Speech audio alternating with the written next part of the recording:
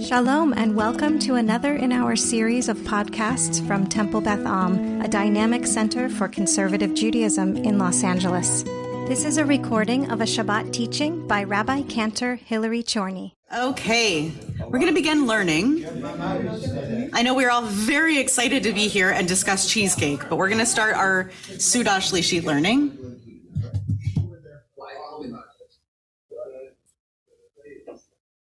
Okay, so we are learning about Parshat Nasso, which, as I mentioned, we've been getting into over the course of the past week. Mark was joking he's been reading it for a long time, because it's true. We've been reading it for a whole week as we sort of make our way through stalling. Sometimes when we get to a season of Chagim, a season of holidays that fall on Shabbat, then we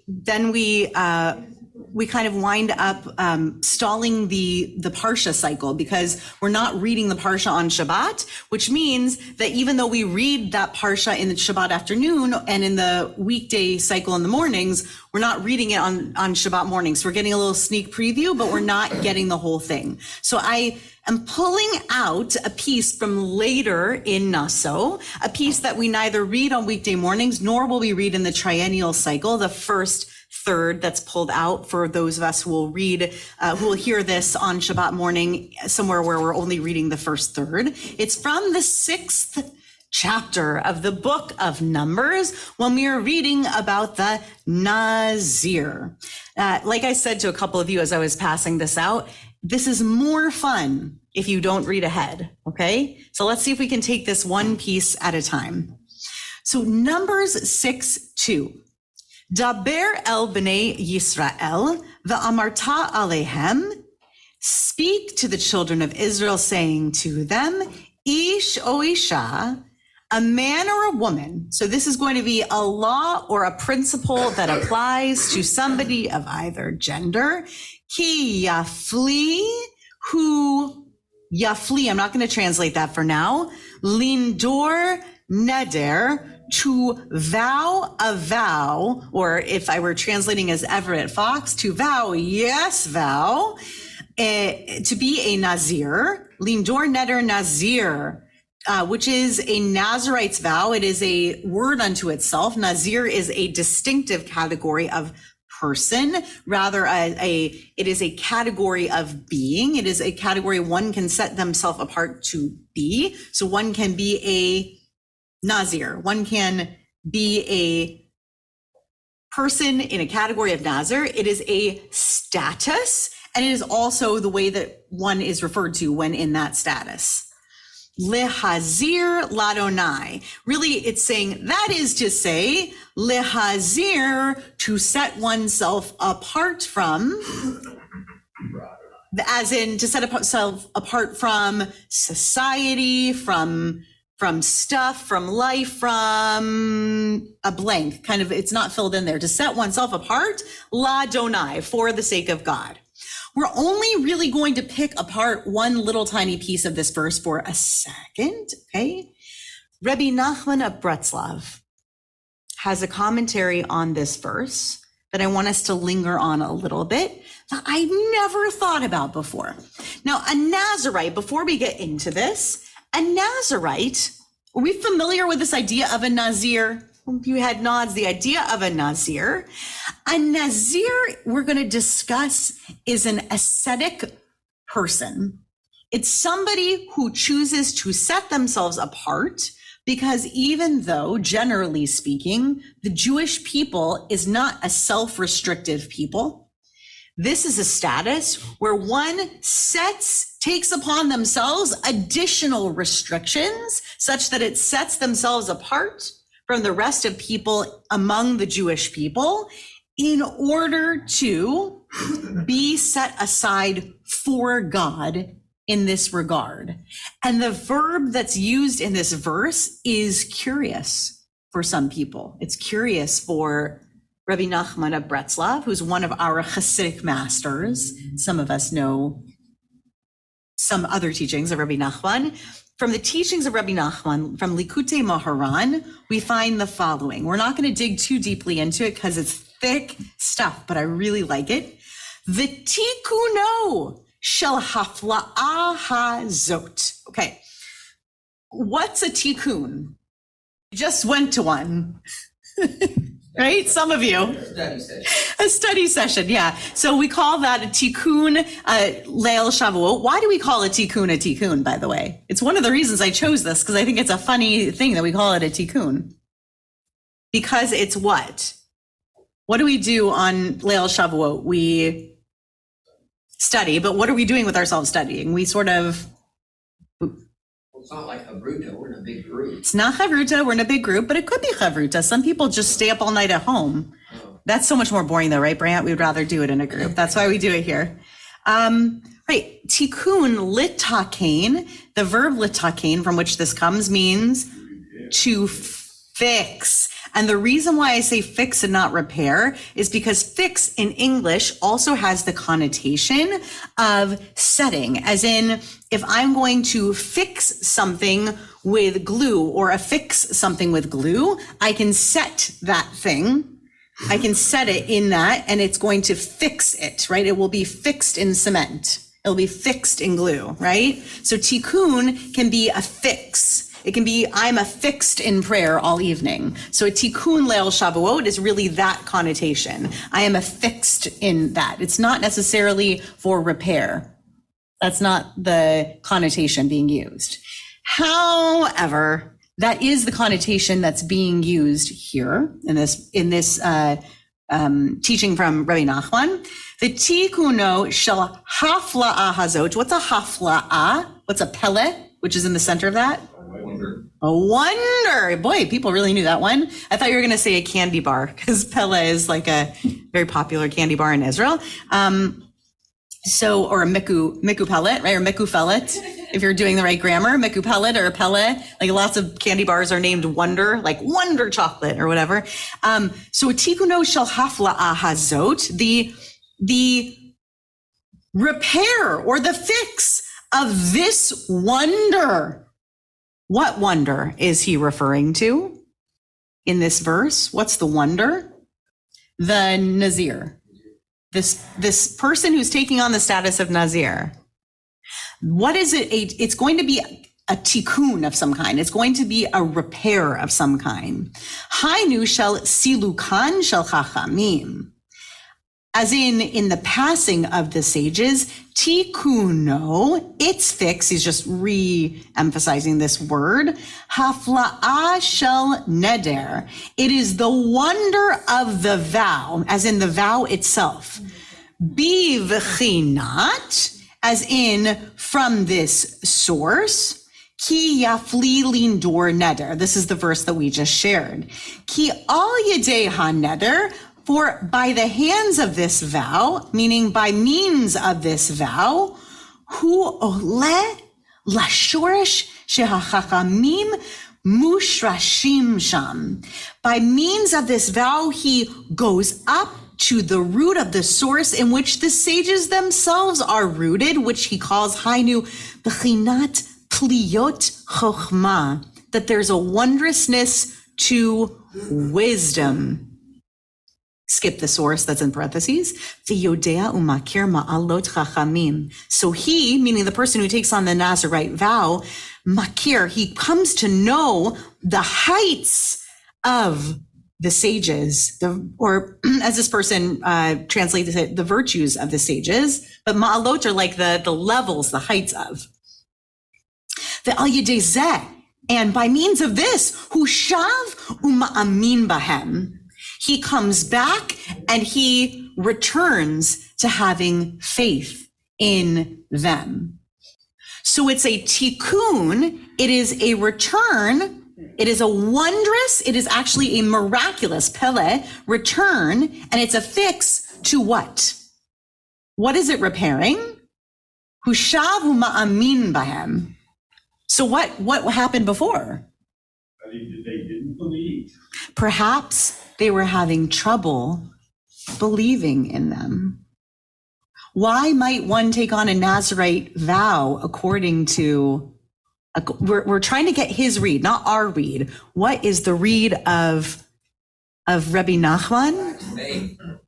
If you lack faith, you might need to take a dive. Not that you need to, but that it actually might be the reason that is prescribed here, that they're prescribing a neder, a vow, for those who do not believe, who are having trouble believing, in order for them to be able to make a tikkun, a fix in their faith. Because once one goes and takes on a vow of asceticism, of restricting themselves from all of the pleasures of life, perhaps they can reunite with their sense of faith, or at least understand the wisdom that the sages have found. This is one possible read of why one would possibly want to go and become a Nazir. And I wanted to start here, and then I'll come to you, Sandra. I see you have a thought. I wanted to start here because I want us to be audacious in the way that we think about why one might possibly want to take on the identity, the status of being a Nazir, because it might not be what we think that it is. Sandra. I just want to pointing it out. So, talking about a lack of in the wisdom of the Right. Rabbi Nachman is talking about a lack of faith in the wisdom of the sages. Correct. I think of asceticism as putting aside worldly pleasures. Right. Faith in the wisdom of the sages, which perhaps maybe what he means by that is the wisdom of the sages is God or whatever. I don't know.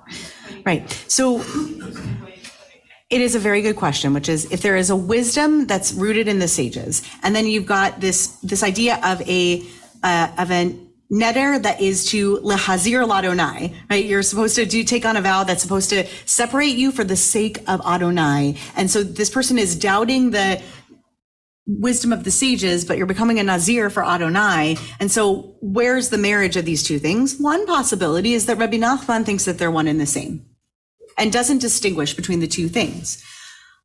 Another possibility is that the idea here is a reunification of action and belief. Okay? So what we're talking about is I'm going through the motions, but I don't necessarily believe in them, which is an utterly relatable idea, I think, for anyone who has participated in ritual Jewish life. I think anyone and everyone who has participated at some point in ritual Jewish life has encountered the idea that you can be going through the motions of Jewish life and feel disconnected from the wisdom of the sages, so to speak. Like, why would they have fixed this practice? I don't necessarily understand this, and that this might be a tikkun to that. I think that's a possibility as well. I see Brand has an idea. The thing I like about this is it's a recognition that not everybody's the same.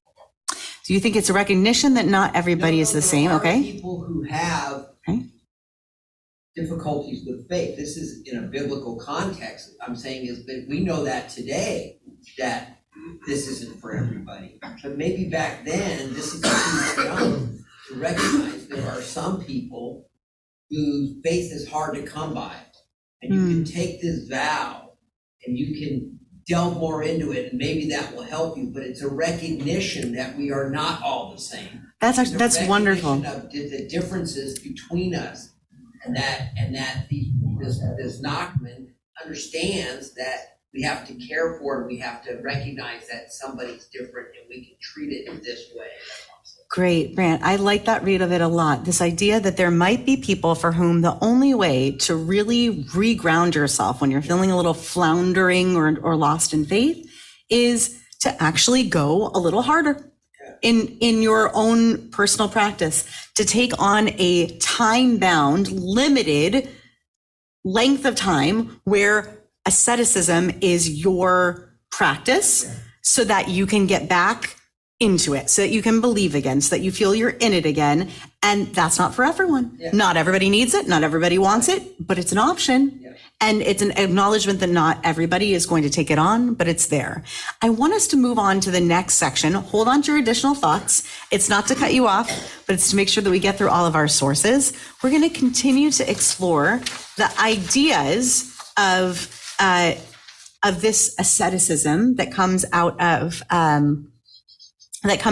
the notion of the Nazir. And we're going to learn a little bit more about that deprivation and less about the details of what a Nazir actually does or doesn't do, and more about what actually is this asceticism. And this wisdom comes from Dr. Erica Brown. I am very, very lucky because Dr. Erica Brown was just coming into Washington, D.C. when I was an undergraduate, and I got to have her as a professor individually. She's now a very well-known Talmud scholar and a teacher of teachers in Washington, D.C. area. She's the scholar in residence perpetually at I don't remember what her chair is, but she has a chair at the DC Federation, and she is a remarkable teacher. She has podcasts and books, and I recommend her highly. She wrote a book called Leadership in the Wilderness. It's not just about Bamidbar, but she has some wonderful teachings on Bamidbar, and we're going to look at two of her teachings. One is about the Nazir and the taking on of asceticism,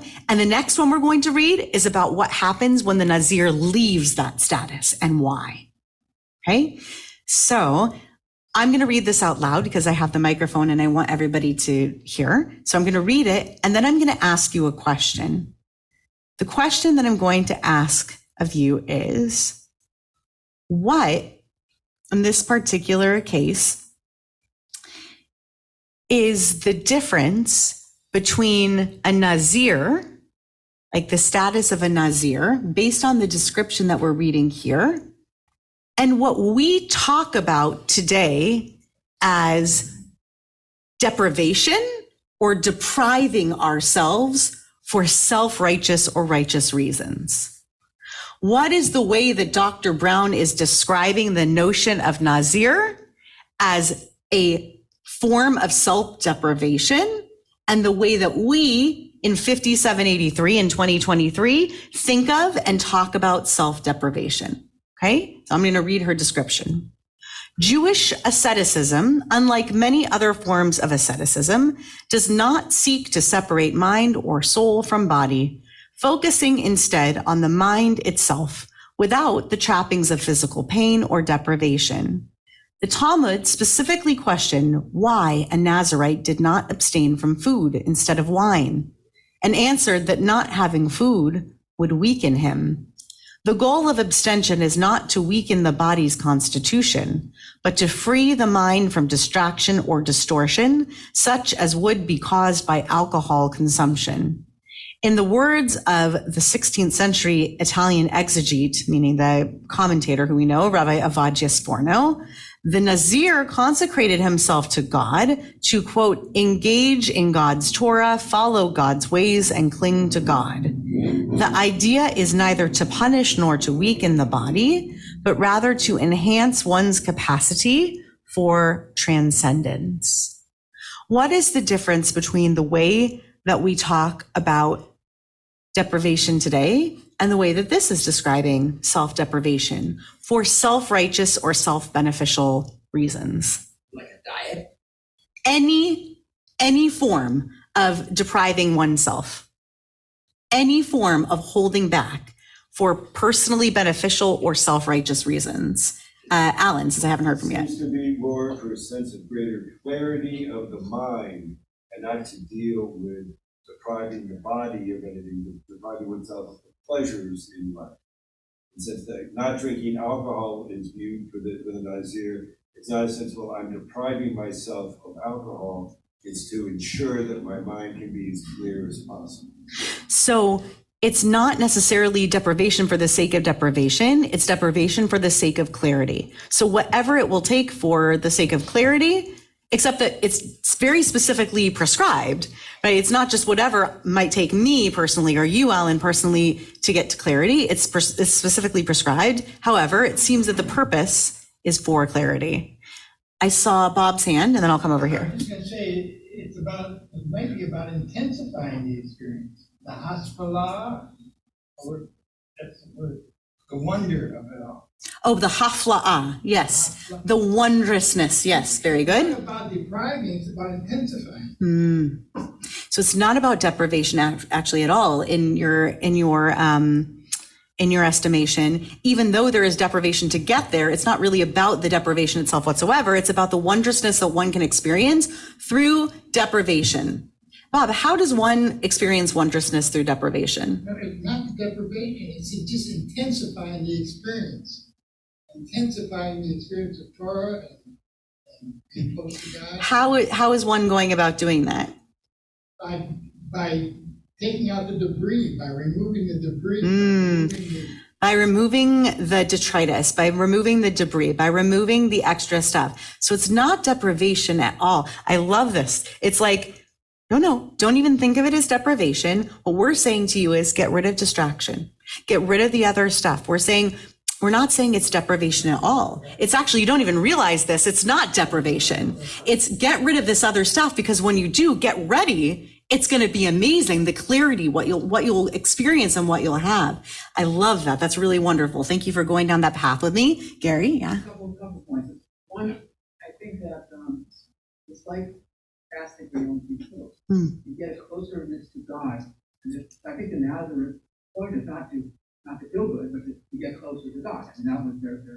And also, I think that it's almost like Lent, Christian Lent. So you're giving up something, whatever it is, and it's supposed to be something that's important for this 2-month period, whatever the month period is for Lent. You're able to, you want to give something that is important to you, and as a reminder of your. So on the one hand, so I've heard two things. So one is, it really is about closeness to God ultimately. It's not just about the wondrousness that you can achieve or the clarity that you can achieve. It is about this neder that separates you from other things such that it brings you closer to God. And two is that you're right, that there are emulations of this in other parallel traditions. That the Christians do emulate this through Lent in many ways, through a sort of there's a lot more autonomy in it. There's a self-led process of depriving oneself, or of, we're not going to say deprivation, clearing the debris of something distracting, right? I'm not going to eat cookies or whatever it is for that period of time, but I'm clearing those things away because I want to get closer to God during that time. Good. Alan, I'll give you a double point, and then we're going to move to the other text. It's just a question. What if you're talking about not drinking wine, there's also a prohibition on cutting one's hair, letting one's hair grow. And I don't see clearly how that would help one become more focused. Great. That's a wonderful question. So Alan asked the question, how is it differently than wine might do? How is it that not cutting one's hair might possibly lead that person to a place of more clarity or the wondrousness or deprivation? I want to say that where we're going to land, the very final source that we're going to read tonight, is going to take us to a place of saying the hair has such an extraordinarily profound point, a ritual beginning and a ritual end, that you're going to be wowed by her take on it. So I'm not even going to answer it, because I want Alana Kirshan, I want her to answer for us, okay? It shows I didn't read ahead. I can tell, you definitely didn't read ahead. Alana Kirshan is going to answer that for us. Did you want to offer something? I'm just gonna, without reading it, but it seems to me that my parents do is. Right. So Sandra says, it's hair is the ultimate symbol of vanity, and what we're doing here at this point is to try to clear the way, right? If we're taking Bob's view of this, right, we're trying to take away this focus on self in the way that we cover mirrors during Shiva, that we take away this self-awareness, this focus on our own hair and on the need to look a particular way. That's not the route that many of our commentators take. And I bet you someone out there has said as much. I think that it actually speaks that actually speaks to me more as a modern, right? Your explanation, Sandra, speaks to me more in 2023. And I wonder, but I don't know for certain because I'm not a historian of this period as much as I'm a reader of the secret literature, if in fact longer hair would have been a sign of more or less vanity. And so part of me just doesn't know what it would have meant to grow the hair any longer. So I have questions about that, but you're going to see that we're about to talk about hair a lot. So let's look at the next source. Okay, here we go. I'm going to read this for you because it's such a great long exploration about hair. Here we go. So this is about the end of Nazardom, the end of being a Nazir and the end of the ritual. Here we go. This is also Dr. Erica Brown on the Nazir. The most curious aspect of the sacrifice is not how one explains its purpose, but how one explains its details. The traditional sacrificial elements are present: 2 lambs and a ram, unleavened cakes of choice flour, and unleavened wafers and oil, all of which are presented to the priest. However, in an often neglected detail, the Nazirite then himself contributes to the presentation of the offering. The Nazirite shall then shave his consecrated hair at the entrance of the tent of meeting, and take the locks of his consecrated hair and put them on the fire that is under the sacrifice of well-being. It is often overlooked, by the way. She continues, an integral part of transitioning the Nazirite back to ordinary life was not only the cutting of his hair, but also the offering of his hair on the altar as part of the sacrifice itself. He had to watch his own hair, the most prominent aspect of his ascetic commitment, go up in heavenly smoke, creating the mental readiness to rejoin the world of distraction and mental static. Watching his hair burn created total recognition that his break from the often banal world of human engagement was over. Similarly, God commanded Yechezkel to take a razor and cut the hair on his head and beard, and then divide the hair into sections to mimic the takeover of Yerushalayim, which was to be segmented after a conquest. Take also a few hairs from there and tie them up in your skirts, and take some more of them and cast them into the fire. From this the fire shall go out upon the whole house of Israel. Like the Nazirite, the prophet must burn his own hair to place himself in the drama of the moment. He set fire to part of himself. Burning hair creates an unpleasant stench. In the Talmudic tractate Shabbat, in a discussion of material that can serve as wicks for Shabbat lights, the use of hair is prohibited because it does not burn, it scorches. Thus, in sight and smell, the hair offering must have given the Nazirite pause. As a ritualist, I love this so much. Before I say anything or ask any more, any first reactions to this? What's interesting to me is that in a world of biblical existence, where they don't have a television, they don't have an iPhone, there's sure a lot of attention paid to distractions in life. So Brant points out that even though today we say, look at all the distractions in our world, and we name all of these contemporary problems of modernity, of phones and devices and all that, even with none of that. A world of distraction and mental static. Right, a world of distraction and mental static way, way before this existed. There's nothing new about distraction. Right. Or should we be burning our, should we be burning our what's the equivalent in, we like create a list of contacts or something, then we burn it at the end. Recognition of sometimes the physical is necessary to accomplish. And so I accept that ritual has a place to play, just like, we carry around the Torahs and we do certain things, and this burning ritual and the stench and all that, it's symbolic of the break, I get it. And what I'm saying is that all throughout religion, particularly the Jewish religion, we have various physical manifestations in order to help us understand what we're doing, custom stuff. So this is really that much different, although, I one of the things I ask about these things is, does this really ever take place? I don't know. Right. So you said 3 really important things. One is, it really is remarkable that long ago, the same conversation was taking place. It really is nothing new.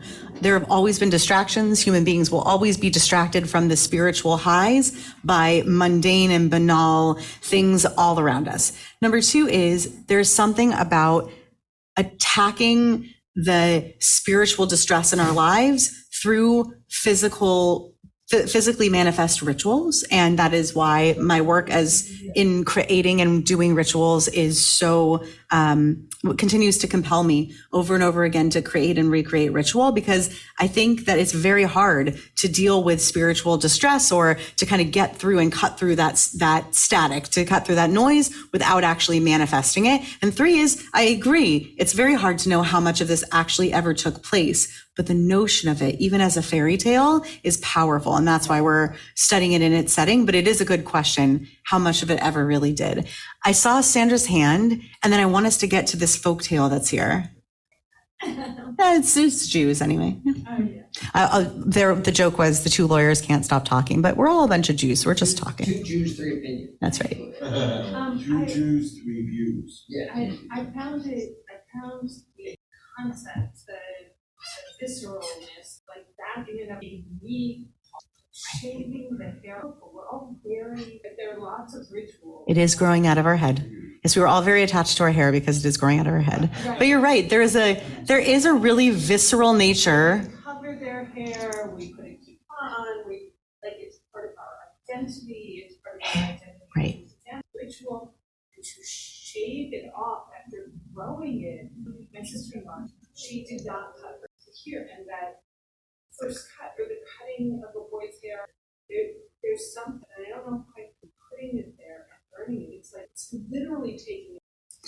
Yeah, I think that you're right that there is this profound nature to the shift that happens in a person that is so amazingly counter to this idea that we would name it as vanity, to focus so much on hair. And yet, when somebody goes from having super long hair because of something like avelut, and then all of a sudden cuts it, or somebody who we've known to have simply shoulder length hair, but they have to cut it because they're about to go through a cancer treatment, or a young boy who's never had his hair cut before and is suddenly cut, or a young girl for that matter, and the first haircut, all of a sudden it changes. On the one hand, it's just hair.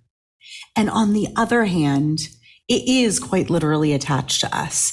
And there is a reason why it's not only visceral because it's coming off of our head, but also I'm really moved by the potency of this idea that when you burn hair, it smells different. There's something about it. It is a different kind of offering. It changes the offering that's being brought forward. And I want us to finish with Alana Kershan's take on this, because she gives us the takeaway. She's going to give us the takeaway from this that gives us the modern, the modern hap, the modern walk away with a something to hold in your hand about this. And Alana wrote If All the Seas Were Ink. If you haven't read it, I highly recommend it. I will get a copy of it to you if you haven't read it yet. It is a book about her experience as a Talmud scholar, and also as a mom going through divorce.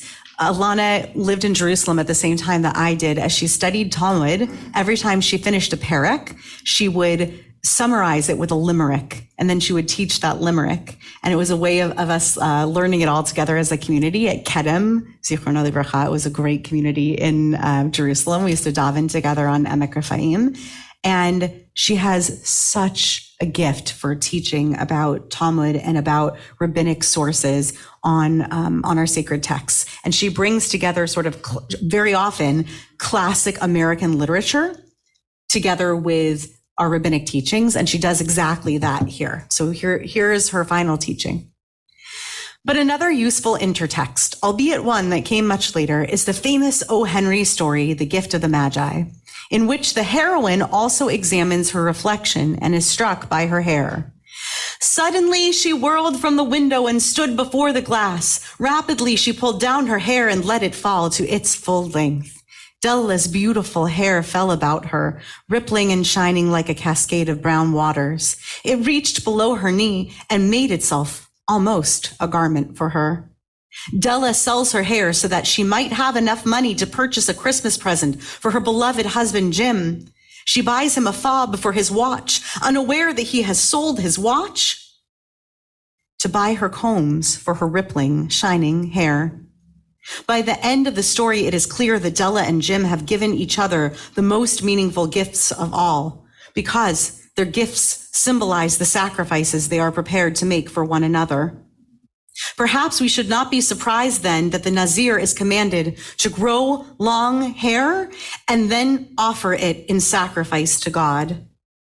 In the Torah synecdoche, the hair of the Nazir substitutes for the entire person. And thus the Nazir sacrifices his or her hair as a way of symbolically sacrificing himself or herself. Hair is a renewable part of our body. When we give it up, we are not endangering ourselves, but rather enacting the gesture of sacrificing something we value deeply for the sake of another ideal. We might shave our hair to burn on the altar or sell it to buy a present for a spouse, but we might also donate our hair to organizations that make wigs for cancer patients, thereby allowing someone else to feel beautiful again. The Nazir challenges us to think about other creative ways we can give of ourselves and how, in so doing, we might find ourselves transformed. Box of love. That's what it's called.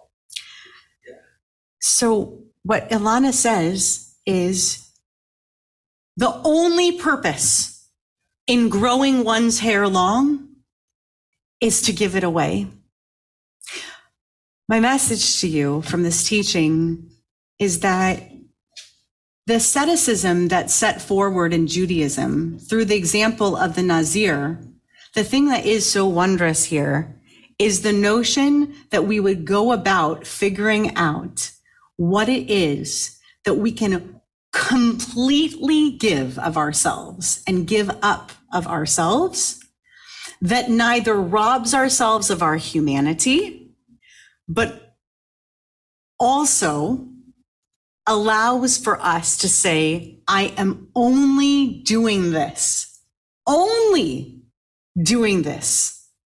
exclusively for the sake of going through the process of spiritual renewal, not for personal gain, not because I'm on some other kind of a journey, not because I've been pressured to do so, not because this is what my community is doing, because I am on this journey and my intention is that at the end of this process, I am able to give this over and to give this up. The hair is one great example, but as Brant reminded us, we are all different and we all have different ways of doing this and of giving this. And it's a path that we can go on in a way that we can emulate this teaching of the Nazir. And if you have any other takeaway from this, it's please read more Ilana Krishan. She's a really good writer and teacher. You have been listening to another in our series of podcasts from Temple Beth Am, a dynamic center for conservative Judaism in Los Angeles. If you enjoy these podcasts, we invite you to write a review on the Apple Podcast site or wherever you get your podcasts. For more information about Temple Beth Am Los Angeles, go to tbala.org.